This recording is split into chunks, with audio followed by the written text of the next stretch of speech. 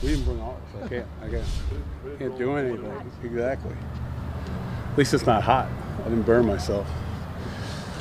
All right, hey, we're ready. Again, I just can't really say enough about the University of Minnesota and Mark Coyle and PJ Fleck actually, letting us use their facility. Today was the last day we would use it, as far as the walkthrough, and then, obviously the Viking organization from top to bottom about how we've been treated. So, we're excited about it. We felt that, I know for myself, yesterday we got better, and that's the goal coming in here.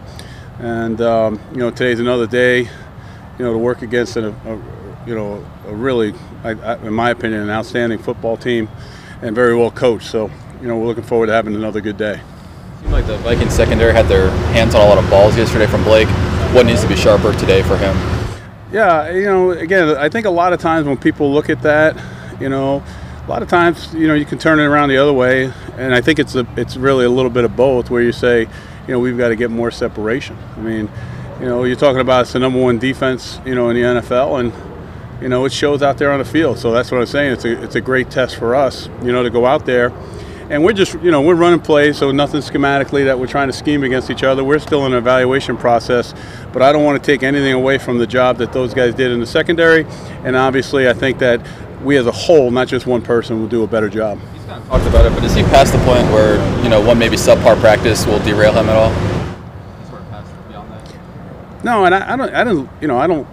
When people say subpar practices, I think, it's easy when it's an individual thing that you're doing, but I think when it involves a lot of other people, a lot of other moving parts, I think it's a lot tougher to, not really tougher to evaluate. You just know where it should be and where it shouldn't be. If there's people open and we're not getting them the ball, then, that's an issue. And, if there's people that aren't open and we're not getting the ball, well, what do we do? But again, I don't want to say it was just the receivers or anything like that. I think, we just got to keep working and do a better job. That's why we're here.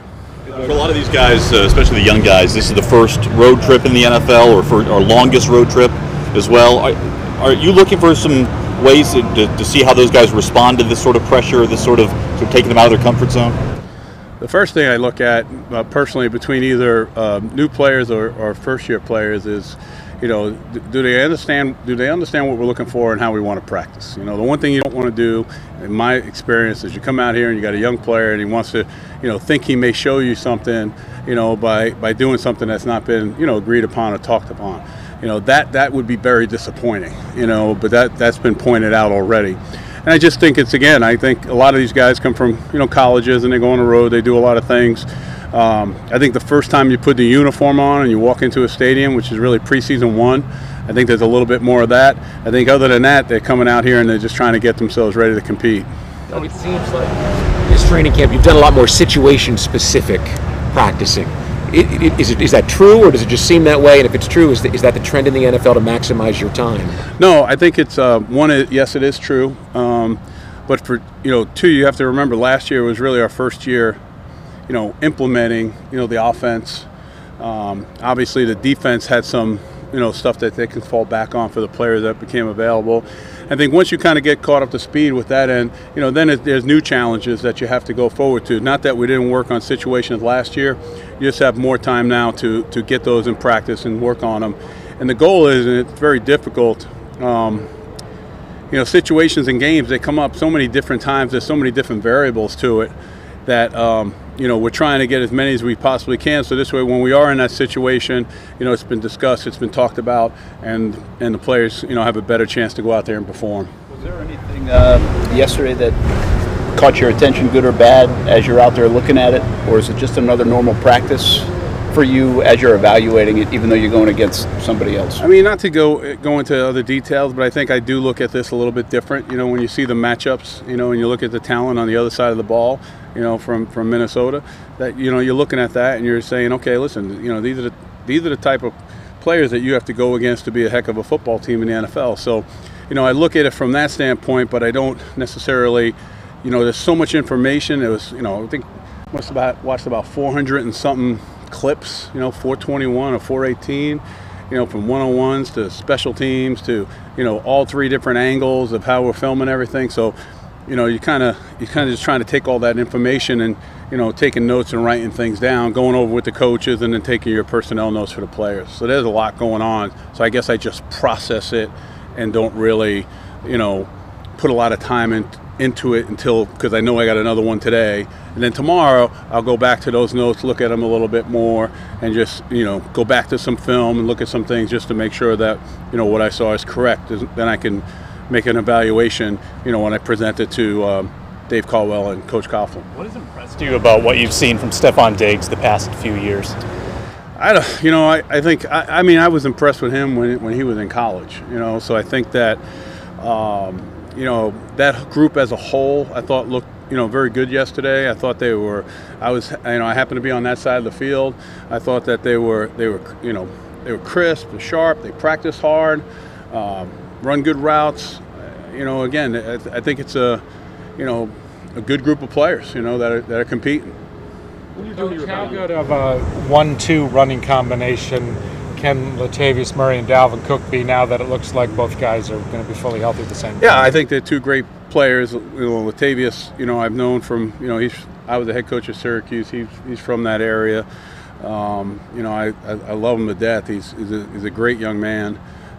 Cook obviously is very talented. I don't know him from a personal level that way, but I think it's hard to judge running backs. My personal opinion, when you're not tackling. But Latavius has played before. Obviously we saw Cook in college. I think those guys they're going to be fine. They're good. I can't judge where they'll be at, but I would imagine that you're going to have to make sure you know where they are on the field. How about what do you feel about the benefits, like the Saints last year with Kamara and Ingram, the benefits of having two upper echelon backs maybe versus one super workhorse guy? Yeah, I can't speak for how Coach Zimmer or Coach DiFilippo are going to use those players. So that's a difficult situation. But having them come back with a background in the offense, those things. Not to say it makes it easier, but it's great to have. It really is. And I know obviously I have a great amount of respect, and I know a lot of people down there in New Orleans, and it's easier. It's just another thing that the defense has to be ready for. Another plan. Another how we're going to take this guy out. And then if they start taking people away, and I'm not talking about Minnesota, I'm just talking about in general. They start taking people away, and you have people like that. It's difficult to defend, and that's a common trait. When you go around the league. Tyler Patman, and what do you want to see on Saturday in particular? I think Pat's working his butt off. He's done some really good things. I just think just to keep working, just keep evaluating, and from an individual standpoint, at the end of the day, we're just making decisions based on who we feel is best for our roster. But I think I can say that not only about Patman, but a lot of players that are out on this field, and that's why we're out here. That's why you see those guys competing the way they do. Do you scheme more for Saturday? I'm sorry. Do you scheme more for Saturday, Coach, or is that a week 3? Yeah, but scheming. Do I have game plan for the preseason? Oh, scheming? Yeah, scheming. No, no. I'm not like that. We'll put some things in. We don't want to go out there and not have things that we do. But we'll look at what we want to work on, maybe who we want to feature a little bit, see what we want to do, matchups, mixing personnel, things of that nature. So we're still in that stage.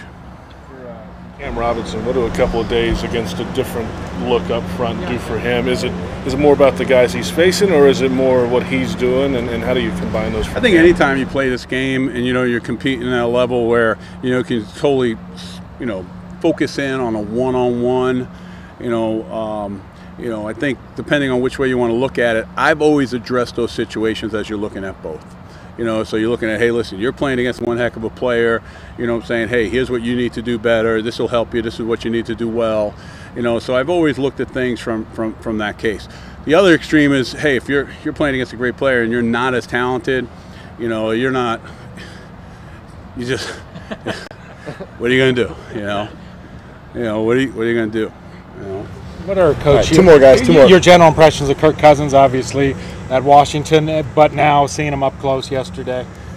Yeah, I mean, a gentleman that when I was coming in as a freshman was just graduating, was a graduate assistant for us. Dave Warner was his college coach at Michigan State for all those years. So, I've talked, I know a lot about him. I know how he was trained, and he's everything that you would want. I mean, he's great back there. He's competitive.